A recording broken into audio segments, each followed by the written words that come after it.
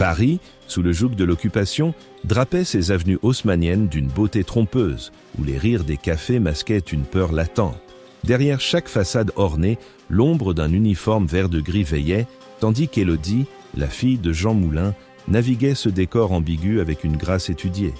Ses yeux vifs, scrutant au-delà des affiches de propagande, cachaient, sous son élégance, un réseau de secrets et une détermination dangereuse. La librairie, le souffle des mots, nichée dans une ruelle discrète du quartier latin, exhalait une odeur rassurante de papier ancien et d'encre fraîche. Madame Valois, sa propriétaire octogénaire aux yeux perçants, y régnait en matriarche silencieuse, sa mémoire traversée par les fantômes d'une autre guerre.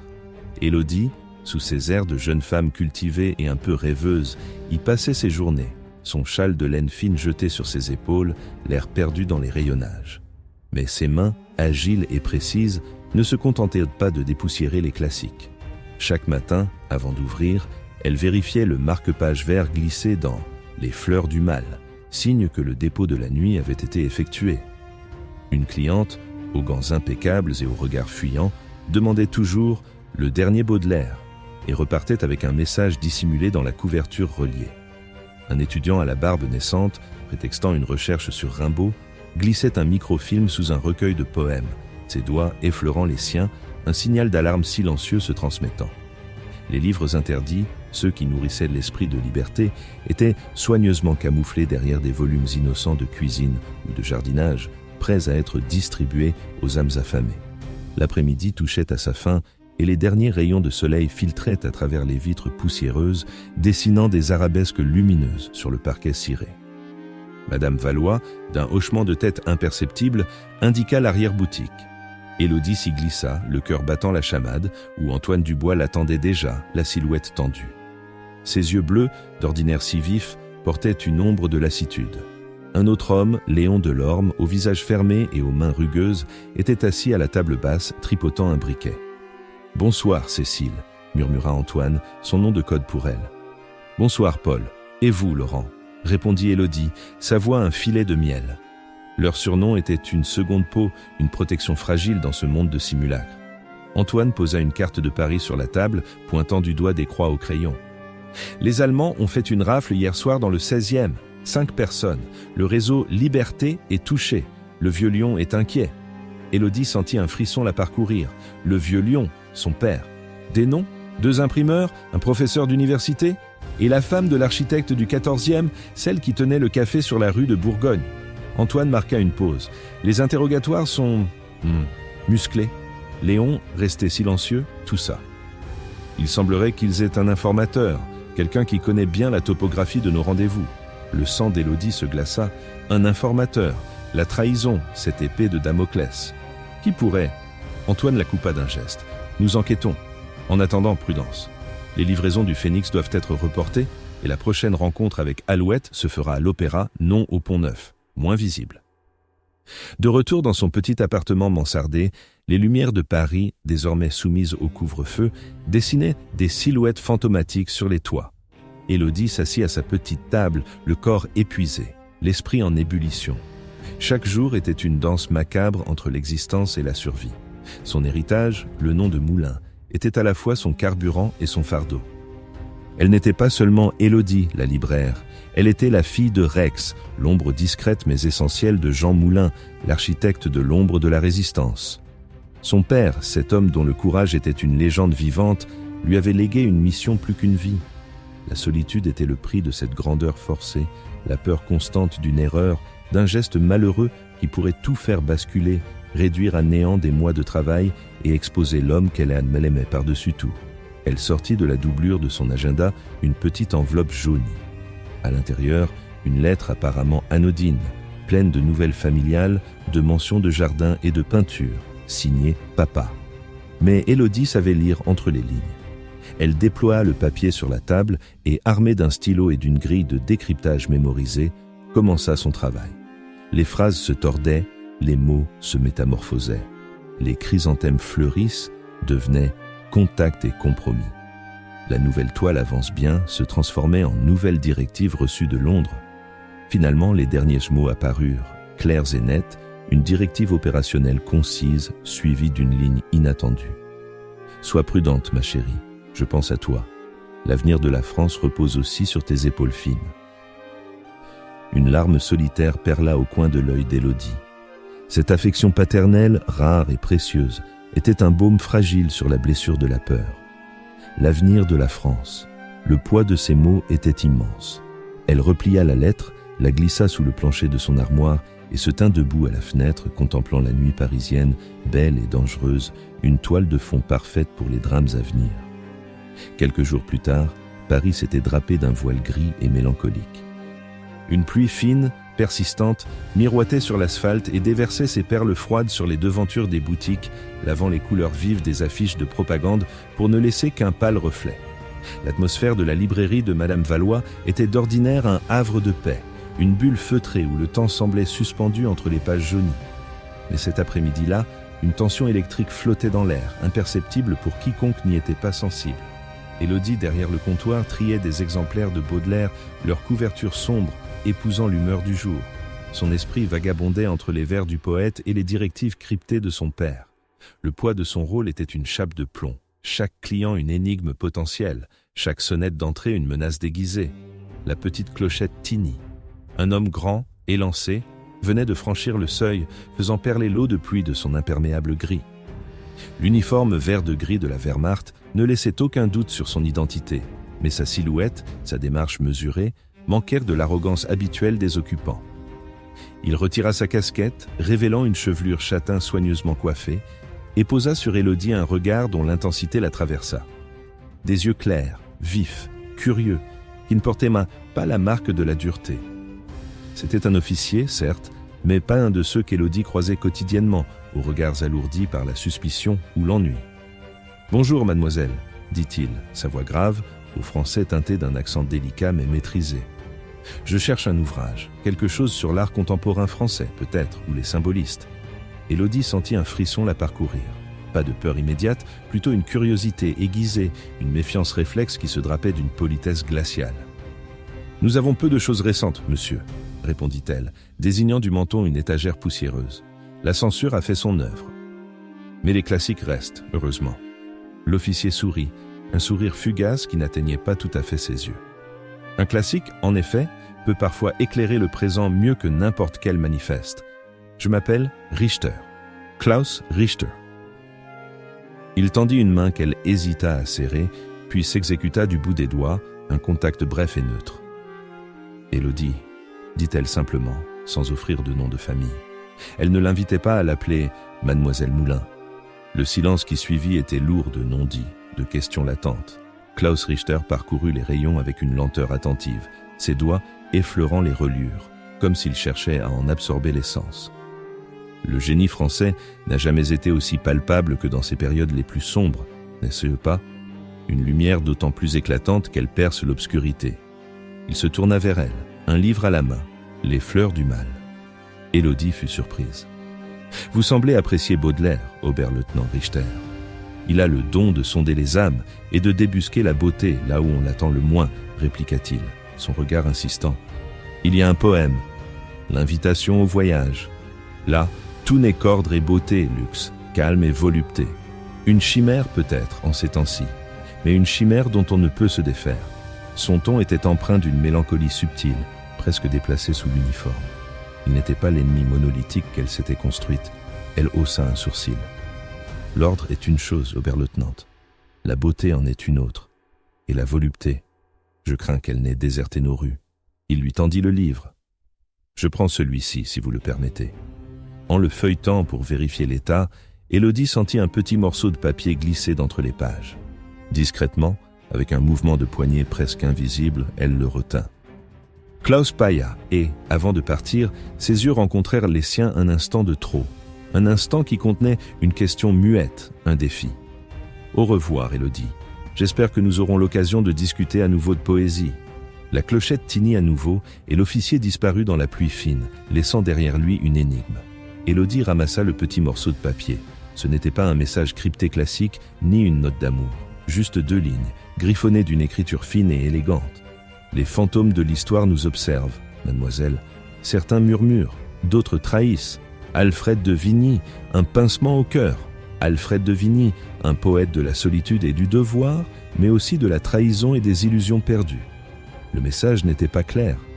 Était-ce une mise en garde, une invitation à un jeu dangereux ou simplement la réflexion d'un homme cultivé? Élodie sentit son trouble s'intensifier, un mélange d'attraction et de danger qu'elle n'avait jamais ressenti. À peine avait-elle glissé le papier dans sa poche que la porte s'ouvrit de nouveau, cette fois avec une urgence familière. Antoine Dubois, le visage pâle et les cheveux ruisselants de pluie, entra, l'air affolé. Il ne prit même pas la peine de retirer son béret. « Élodie, il faut qu'on parle, tout de suite !»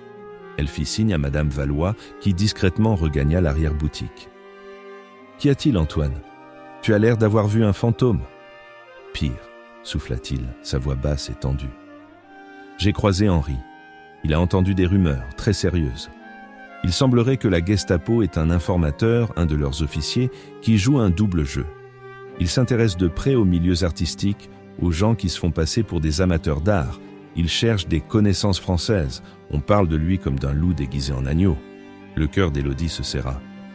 Les mots d'Antoine, les rumeurs d'infiltration, et l'apparition inattendue de Klaus Richter, son intérêt pour la poésie, son regard, son message ambigu, tout se mêlait dans une dissonance terrifiante. Les fantômes de l'histoire, les trahisons. « Un officier, dis-tu » demanda-t-elle, sa voix étrangement calme. « Oui, très cultivé, paraît-il, qui aime se fondre dans le décor. C'est un risque énorme pour nous, Élodie, surtout pour les relais comme toi. » Antoine la regardait avec une inquiétude mêlée d'un protecteur. On ne sait pas s'il est un agent provocateur pour nous piéger ou si c'est autre chose. Élodie ne dit rien. Elle sentait le poème de Vigny brûler contre sa peau. L'avenir de la France, ses épaules fines, la rencontre avec Klaus Richter, le message et les rumeurs d'Antoine ne pouvaient être une simple coïncidence. Le jeu d'échecs venait de commencer et elle était une pièce sur l'échiquier, confrontée à un dilemme déchirant. Fuir le danger ou le manipuler, quitte à marcher sur un fil tendu entre l'amour naissant et la trahison potentielle. La ligne était floue et la beauté même de la menace la rendait d'autant plus insidieuse. Antoine posa une main tremblante sur le comptoir, son regard implorant rivé sur Élodie. « Élodie, tu m'entends? C'est grave. Cet homme, peu importe qui il est, peu importe ses motivations, il représente un danger direct pour nous. Pour toi, tu dois être prudente. Éviter ces cercles, ces galeries, au moins pour un temps. Il pourrait être n'importe où. » Élodie ne répondit pas tout de suite. Elle sentait le poème de Vigny, plié avec une précision coupante, toujours blotti dans la poche de son manteau. Un loup déguisé en agneau. Les mots d'Antoine résonnaient avec une angoisse sourde, mais dans l'esprit d'Élodie, il se heurtait à une autre image, celle de Klaus Richter, de son sourire réservé, de ses yeux trop perspicaces et de cette tendresse inattendue lorsqu'il avait évoqué Baudelaire. Les rumeurs, l'alerte du réseau pesaient lourdement, transformant la subtile courtoisie du matin en une menace potentiellement mortelle. Le poème « La mort du loup », qui exaltait la dignité solitaire face à la meute, prenait désormais une résonance sinistre. Qui était le loup? Et qui la proie? La prudence, Antoine, dit-elle finalement, sa voix un murmure contenu mais d'une fermeté d'acier, est un luxe que nous n'avons pas toujours. Et parfois, elle se déguise en inaction. Elle leva les yeux vers lui, ses pupilles sombres pétillant d'une détermination nouvelle, presque téméraire. Mieux vaut s'approcher du serpent pour en comprendre la nature que de rester aveugle à son venin. Antoine fronça les sourcils, une lueur de compréhension et de panique traversant son visage. « Tu ne vas tout de même pas, Élodie, il est dangereux. Ce n'est pas un jeu d'esprit, pas une de tes analyses littéraires, c'est la Gestapo !» Sa voix montait d'un cran, et elle lui fit un signe imperceptible vers la porte vitrée. « Rien n'est un jeu ici, » répliqua-t-elle, abaissant la voix. « Mais la connaissance, Antoine, est notre meilleure arme, et parfois, la meilleure défense est de transformer le piège en appât. » Elle pensa à l'officier allemand, à ses manières cultivées. Un homme qui aimait Vigny ne pouvait être un simple brutal. Cela rendait l'équation plus complexe et plus dangereuse. La ligne était floue entre l'art de la séduction et l'art de la trahison. Ce loup déguisé en agneau, peut-être n'est-il ni l'un ni l'autre, ou peut-être est-il les deux. Il nous faut le savoir. Antoine la regarda, l'angoisse se mêlant à une admiration réticente. Il connaissait la détermination d'Élodie, l'héritage de son père qui coulait dans ses veines. La prudence était dans sa nature, mais le courage aussi. « Mais comment? Comment veux-tu faire ?» Un sourire fugace, empreint d'une sombre ironie, effleura les lèvres d'Élodie. en lui offrant ce qu'il semble chercher. Des connaissances françaises, une âme sœur pour partager sa passion pour les vers de Vigny. Elle caressa du bout des doigts la couverture d'un exemplaire de Baudelaire. Le terrain est surminé, Antoine, mais je ne peux pas me contenter de reculer. S'il est une menace, je dois la comprendre. S'il est autre chose, alors peut-être une opportunité se présente. La beauté de Paris, sous le crachin grisâtre qui lavait les pavés, n'avait jamais paru aussi trompeuse. Le chant lointain d'une sirène allemande déchira le silence fragile, rappelant à quel point l'élégance de la ville était un masque sur la brutalité omniprésente. Le jeu d'échecs avait commencé, oui, et Élodie était prête à avancer sa pièce la plus audacieuse, quitte à marcher sur le fil tendu entre l'amour naissant et la trahison potentielle. La ligne était floue, et la beauté même de la menace, l'intelligence de Klaus Richter, la rendait d'autant plus insidieuse, irrésistible. Le destin de son réseau, et peut-être même une parcelle de l'avenir de la France, allait désormais se jouer sur un échange de regards, de mots et le poids d'un poème. Elle devait le revoir. Pour comprendre, pour agir, et pour ne pas céder à la peur. La lumière grise de Paris filtrait à travers les verrières du musée Carnavalet, caressant les boiseries anciennes et les portraits fanés. C'était leur terrain de jeu, leur champ de bataille feutré. Élodie était arrivée avec une ponctualité étudiée, son élégance discrète se fondant dans le décor suranné, tandis que l'uniforme sombre de l'Oberleutnant Richter, impeccable, tranchait violemment avec les scènes galantes d'un Watteau. Il la salua d'un hochement de tête respectueux, ses yeux bleus observant chaque détail de son visage. « Mademoiselle Moulin, je vous remercie d'avoir accepté. Le calme de ces lieux est une rareté précieuse. » Sa voix, grave et mesurée, portait l'écho d'une éducation raffinée. Élodie lui sourit, un sourire qui ne trahissait rien de la tension qui tordait ses entrailles. « Monsieur l'Oberleutnant, l'art, en temps de trouble, est un refuge pour l'âme, ou peut-être un miroir impitoyable de nos âmes. » Elle désigna du menton un tableau représentant un Paris pré-révolutionnaire. Quelle époque! Les promesses et les fureurs. Klaus suivit son regard. Les époques changent, mais la nature humaine demeure. Les illusions sont les mêmes, seul leur décor évolue. Il se tourna vers elle, un léger froncement de sourcils. « J'ai l'impression, mademoiselle, que vous ne vous contentez pas d'observer l'étoile, vous en lisez les profondeurs. Et vous, monsieur l'Oberleutnant, vous semblez en chercher les significations cachées. N'est-ce pas la prérogative des esprits curieux ?» La joute verbale était subtile, chaque mot pesant son poids d'or et de sous-entendus. Ils parlèrent de Corneille et de Racine, de la mélancolie des romantiques français que Klaus affectionnait, de la brutalité des fauvistes qui, pensait Élodie, résonnait étrangement avec la réalité du moment. Il y avait entre eux une alchimie intellectuelle indéniable, une compréhension mutuelle qui, si elle n'avait pas été bâtie sur un abîme, aurait pu être le prélude à quelque chose de beau. Alors qu'ils quittaient dans le musée, la lumière déclinante drapant les rues d'un voile mélancolique, Klaus s'arrêta. « Il y a un café près de Saint-Germain-des-Prés où le chocolat est encore digne de ce nom. Poursuivons cette conversation si vous le voulez bien. » Élodie hésita une fraction de seconde, le plan se déroulant dans son esprit. « Volontiers. » Antoine, dissimulé dans l'embrasure d'une porte cochère à l'ombre d'un auvent défraîchi, les vit sortir. Son cœur se serra à la vue de l'uniforme allemand aux côtés d'Élodie, à l'aisance avec laquelle ils échangeaient. Une flamme de jalousie, âpre et amère, s'alluma en lui, doublée d'une angoisse lancinante. Il attendit, puis la suivit à distance, le poing serré jusqu'au café. Ce soir-là, dans le modeste appartement qu'elle partageait avec les silences de son père absent, Antoine la confronta, l'odeur du tabac froid imprégnant l'air. « Élodie, qu'est-ce que tu fais ? Je t'ai vu, avec lui, au musée et puis au café. Tu joues avec le feu. » Sa voix était un murmure rauque de colère contenue. Élodie le regarda, les yeux calmes malgré l'orage en elle. « Je ne joue pas, Antoine, je travaille. Il est un officier allemand, un homme qui aime les mots autant que nous. Et il est ma cible. » « Ta cible ou ta distraction ? Tu sais ce qu'il est, Élodie, il est l'ennemi. » La jalousie voilait à peine l'inquiétude de ses paroles. « L'ennemi que je dois comprendre, l'ennemi que je dois, peut-être, utiliser. C'est le plan, Antoine, ne l'oublie pas. Ce n'est pas moi qui ai voulu cette mission, mais je l'accomplis. Le réseau a besoin d'informations. Et il me semble que cet homme est une source potentielle, une faille dans l'armure. » Elle se détourna, une lassitude nouvelle pesant sur ses épaules. « Ne me juge pas, Antoine. Mon père, lui, comprendrait. Il ferait ce qui doit être fait. Les jours suivants s'étirèrent, rythmés par d'autres rencontres, d'autres échanges feutrés. Klaus et Élodie se retrouvèrent à flâner le long de la Seine, à visiter des galeries d'art, à discuter de l'état de l'âme européenne sous le poids de la guerre. Il révélait, par petites touches, sa propre désillusion, ses doutes sur la légitimité de l'occupation, tout en restant un soldat loyal. Élodie, de son côté, tissait sa toile, cherchant la moindre brèche, le moindre renseignement utile.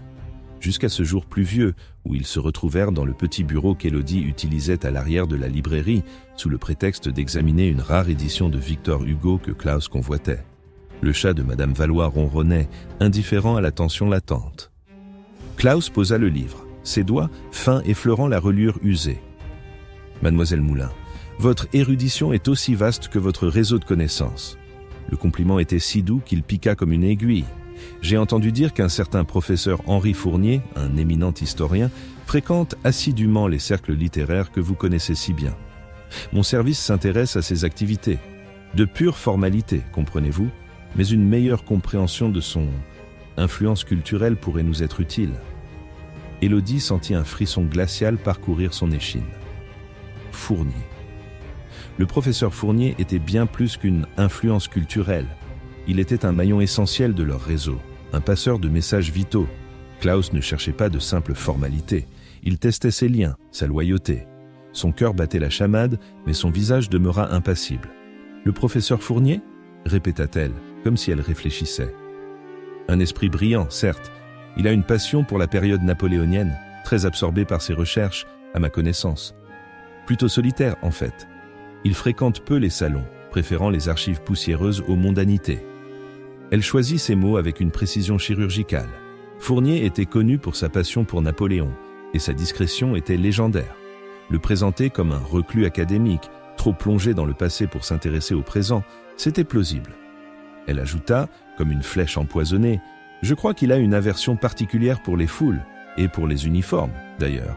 Une histoire de famille, durant la Grande Guerre, je crois.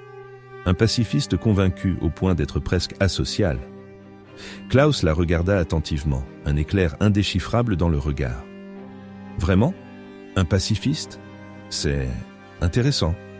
Merci, mademoiselle Moulin. Vos observations sont toujours d'une grande finesse. » Il sourit, un sourire qui n'atteignait pas ses yeux. Il semble que le professeur soit donc inoffensif. Un rat de bibliothèque, en somme. Le soulagement fut de courte durée. Élodie sentit la culpabilité la poignarder. Avait-elle été assez convaincante ? Avait-elle trahi Fournier en le présentant sous un jour suspect, même si cela le disculpait momentanément ? La ligne entre protection et exposition était si fine, si dangereuse.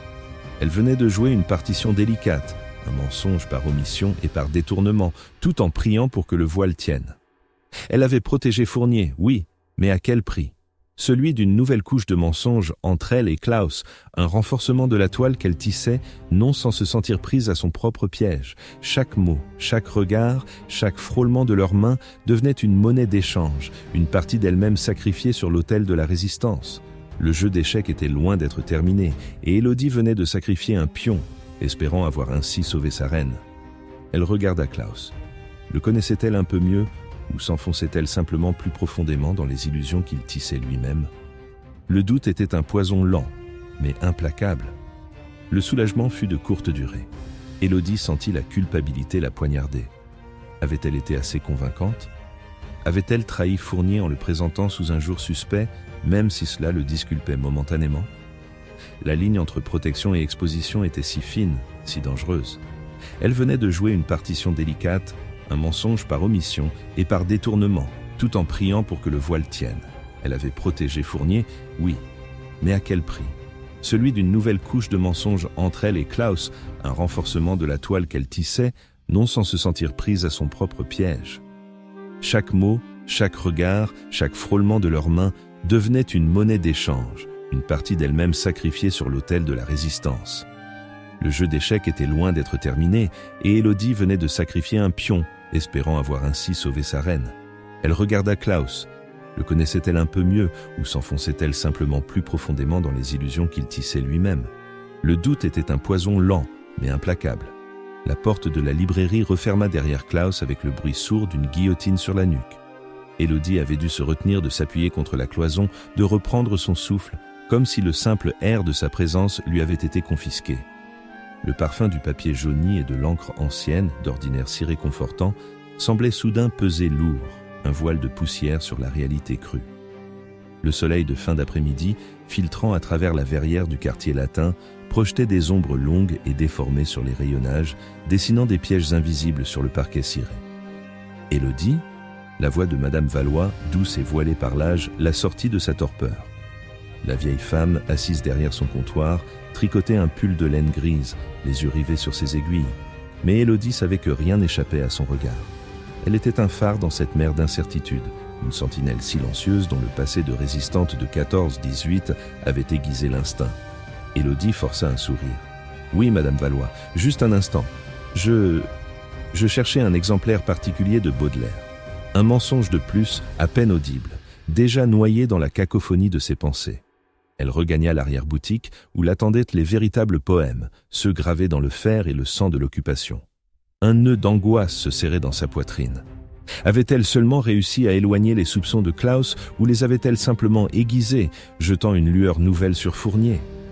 La ligne de démarcation entre la vérité et le mensonge était devenue un abîme vertigineux et elle sentait le vertige la gagner.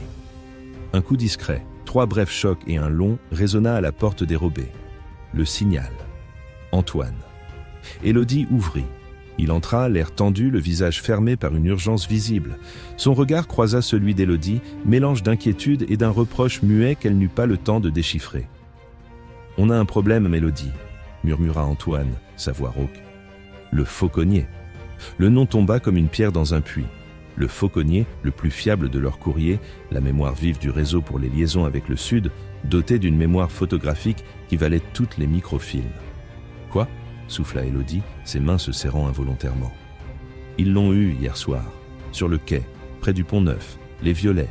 Le surnom des agents de la Gestapo, une référence à la couleur de certains insignes SS et à la brutalité de leur méthode.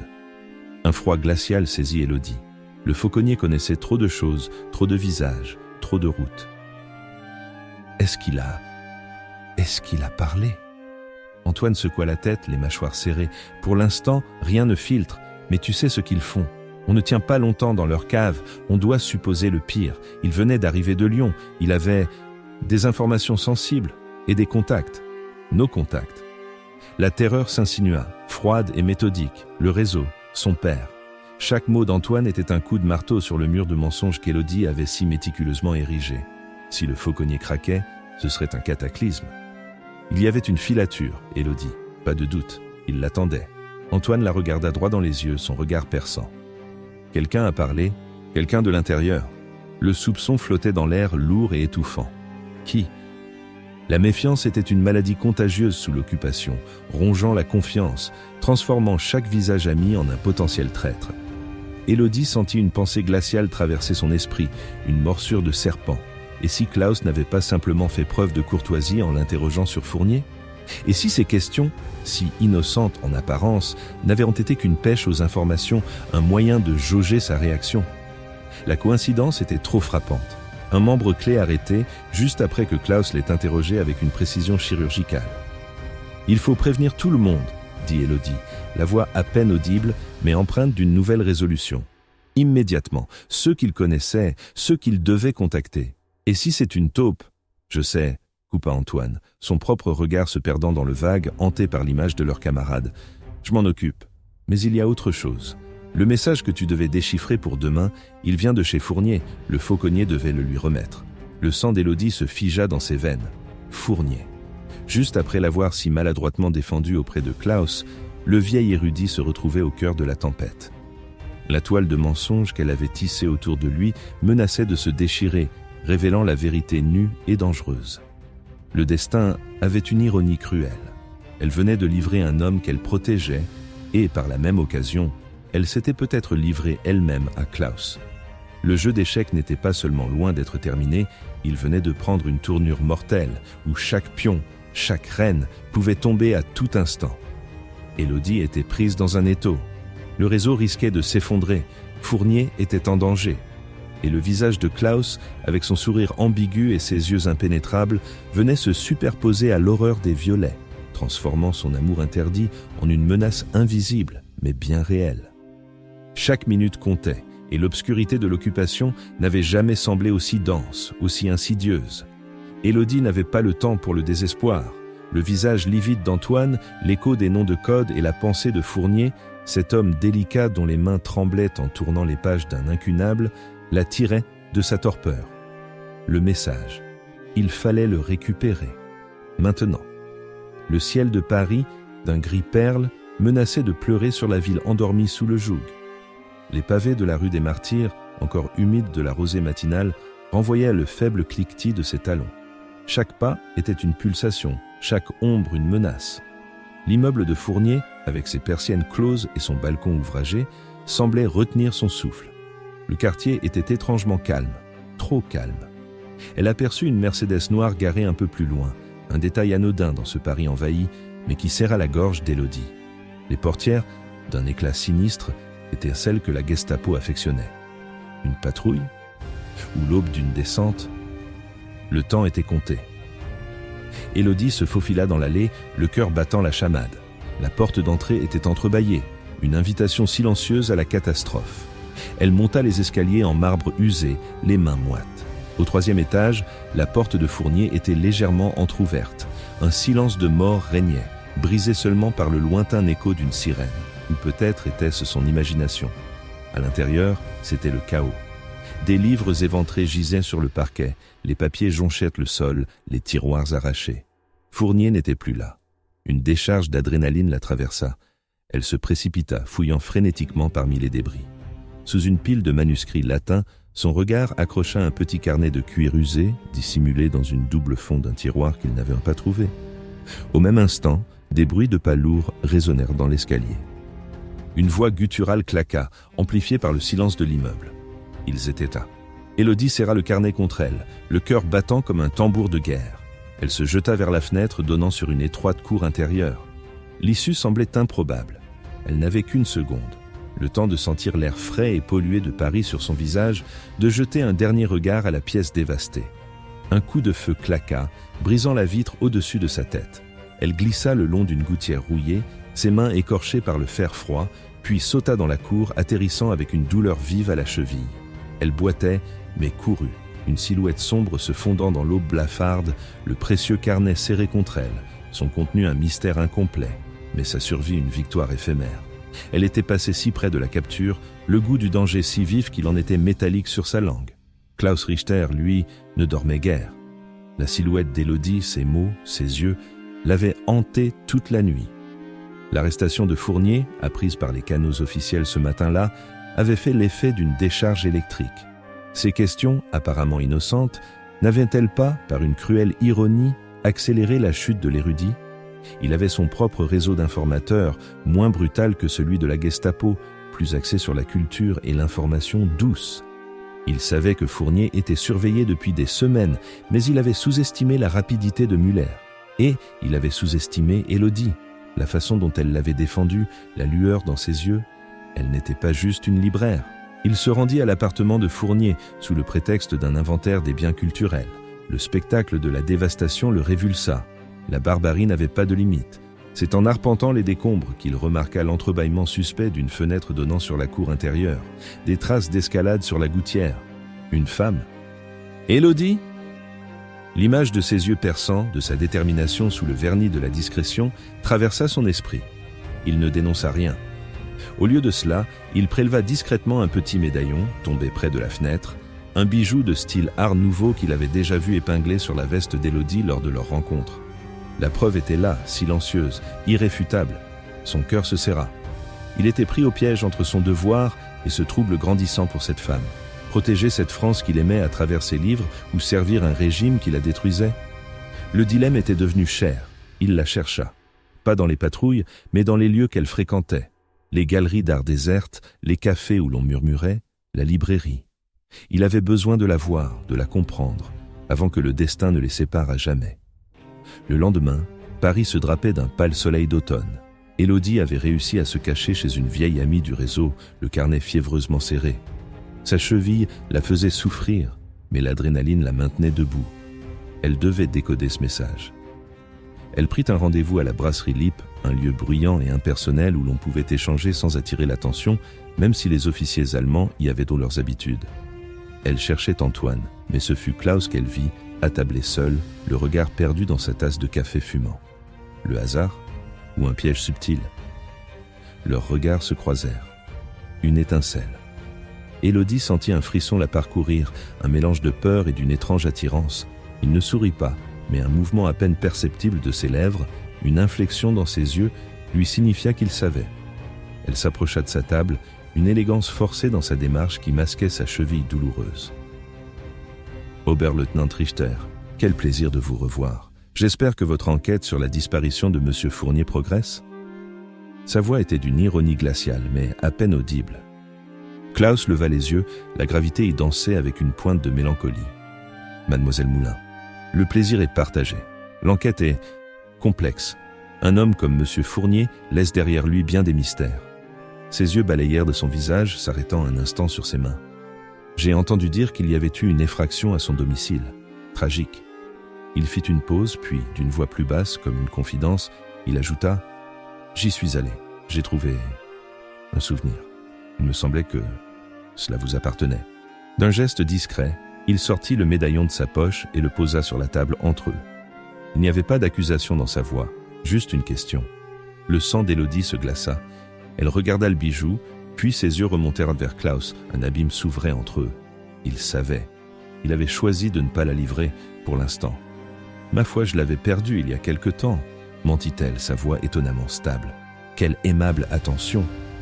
Elle glissa le médaillon dans sa poche, le contact froid du métal la brûlant.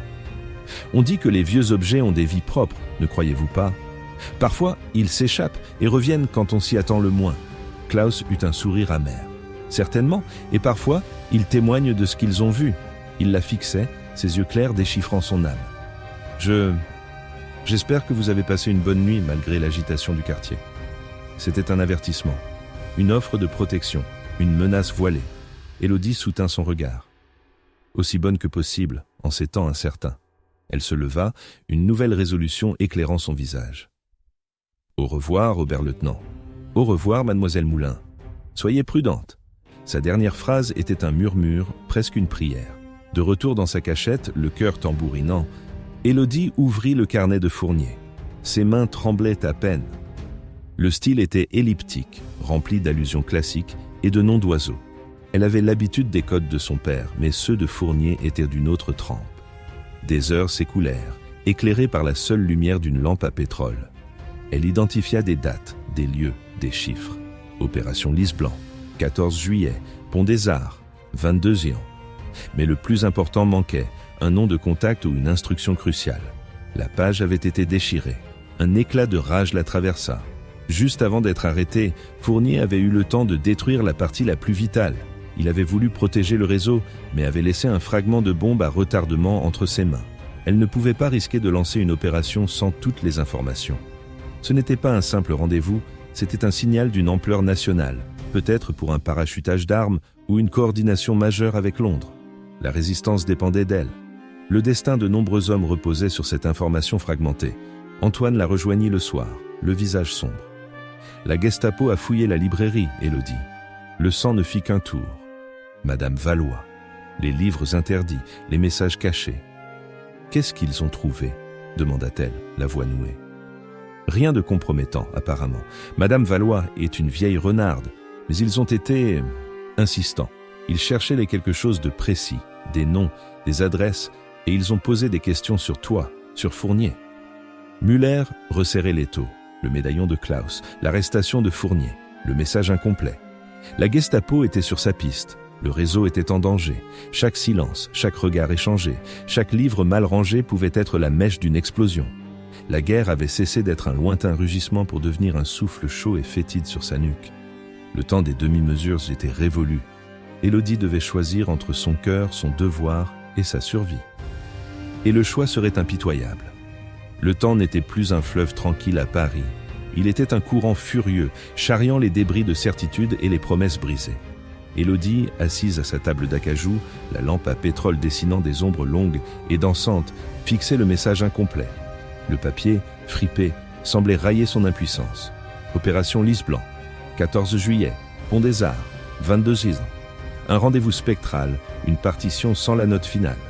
Fournier avait voulu protéger, mais son silence était devenu un mur infranchissable, un piège pour ceux qu'il avait cherché à sauver. La vie de la résistance était une suite de paris audacieux, mais celui-ci, lancé à l'aveugle, était un suicide collectif. Les mots d'Antoine résonnaient, froids et crus.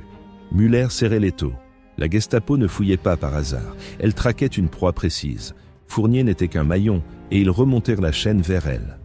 Chaque pas dans la rue, chaque client entrant dans la librairie, chaque cloche d'église sonnant l'heure pouvait être le signal. Le fantôme de son père, Jean Moulin, veillait sur son épaule, une exigence muette et écrasante. Élodie ne pouvait pas faillir. Mais comment agir quand la lumière manquait? Antoine la retrouva le lendemain, l'air fiévreux, dans l'arrière-boutique, le nez fouinant près des étagères. « Nous pourrions envoyer quelqu'un au Pont des Arts, ce soir-là, Élodie. » Observez. Essayez de repérer le contact. Sa proposition était brutale, comme les gestes qu'il faisait en rangeant des tomes poussiéreux. Élodie secoua la tête, un geste lent et lourd. Ce serait exposer inutilement un homme. Si l'information manquante concerne un mot de passe, un geste spécifique, un signe de reconnaissance précis, notre homme serait une cible facile. Et s'il y a un contre-mot? Un piège allemand? Trop risqué, Antoine. Nous ne sommes pas des martyrs, nous sommes des stratèges. Alors qu'est-ce qu'on fait? On attend que Muller vienne nous cueillir? La voix d'Antoine trahissait une impatience qu'Élodie comprenait, mais ne partageait pas. Il y avait une rage impuissante dans ses yeux, une flamme que le désespoir alimentait. Il la regarda avec une pointe d'accusation. « Ou as-tu d'autres idées secrètes, Élodie? Des contacts que nous ignorons ?»« Nous cherchons la pièce manquante, Antoine, » répondit-elle, ignorant la pique. « Et je pense savoir où la trouver. » Elle ne détailla pas. Antoine la regarda, son regard s'assombrissant, un soupçon de jalousie mêlé à l'inquiétude. Il y avait toujours des zones d'ombre entre eux, des secrets qu'elle ne partageait qu'avec elle-même. Quelques heures plus tard, Élodie déambulait dans le jardin des Tuileries sous un ciel pâle qui promettait la pluie. Les sculptures, figées dans leur éternité marmoréenne, semblaient indifférentes à l'occupation, tandis que les allées bruissaient de murmures et du pas cadencé des patrouilles. Le pari des amoureux et des artistes se confondait avec celui des patrouilles et de la pénurie. Elle avait envoyé un message discret à Klaus sous le prétexte d'une discussion sur une exposition d'art moderne récemment autorisée par les autorités allemandes. Il arriva, impeccable dans son uniforme gris-vert, son visage portant la marque d'une fatigue qu'il s'efforçait de masquer. « Mademoiselle Moulin, toujours plongée dans l'éphémère des toiles, n'est-ce pas ?» Sa voix était douce, teintée de cette mélancolie qu'elle avait appris à reconnaître. L'éphémère est parfois plus révélateur que le durable, Oberleutnant Richter. Et vous, toujours à démêler les filles complexes de la culture parisienne? Ils marchèrent de côte à côte, leurs pas résonnant sur le gravier. Klaus évoqua la difficulté de concilier son amour pour Paris avec les réalités de son devoir. Le temps est étrange ces jours-ci. Les ordres se succèdent, parfois contradictoires. Nous devons sécuriser certaines zones, certains événements, avec une rigueur accrue. L'approche du 14 juillet, notamment, nous rend nerveux. Les autorités de Berlin craignent des démonstrations nationalistes, des regroupements. Élodie sentit un frisson la parcourir. Le 14 juillet? Vraiment? Y a-t-il un événement particulier qui justifie une telle fébrilité? Elle posa la question avec une légèreté calculée, son cœur battant à tout rompre. Klaus haussa les épaules. Rien de public, non. Mais des informations circulent, des rumeurs de tentatives de perturbation de l'ordre. On parle même d'un parachutage de tracts, voire de matériel plus conséquent, près d'un point stratégique. Le Pont des Arts, par exemple, a été mentionné pour sa visibilité et son accès. Il marqua une pause, la fixant, un éclair de curiosité ou de suspicion dans ses yeux clairs. « Ne vous méprenez pas, mademoiselle, ce ne sont que des bruits de couloir, la paranoïa habituelle des services. » Mais pour Élodie, ces bruits de couloir étaient la mélodie de la vérité. Le Pont des Arts, 14 juillet, parachutage. Elle avait les lieux, la date, l'heure, et maintenant, le type d'opération, un parachutage, ce qui impliquait un signal visuel, une lumière spécifique, et non un contact direct avec un mot de passe. C'était la pièce manquante. Elle remercia Klaus d'un sourire énigmatique. « Vos analyses sont toujours éclairantes, Oberleutnant. Je vous suis redevable. » Alors que leurs chemins se séparaient, le poids de la décision s'abattit sur elle. Elle venait d'utiliser l'homme qu'elle aimait pour obtenir des informations vitales, le mettant potentiellement en danger s'il était découvert. C'était une trahison intime, un sacrifice sur l'autel de la nation. Mais la France passait avant tout. La résistance ne pouvait pas se permettre le luxe des sentiments. Élodie rentra chez elle, le plan se dessinant clairement dans son esprit. Elle devait trouver un moyen de confirmer le type de signal pour le parachutage et préparer l'équipe. L'étau de Muller se resserrait, mais elle avait trouvé une faille, un chemin à travers l'obscurité. Le jeu était lancé. Le 14 juillet promettait d'être plus explosif que n'importe quel feu d'artifice interdit. Elle choisirait son cœur plus tard, si elle en avait le luxe. Pour l'instant, son devoir l'appelait. Et elle répondrait, coûte que coûte.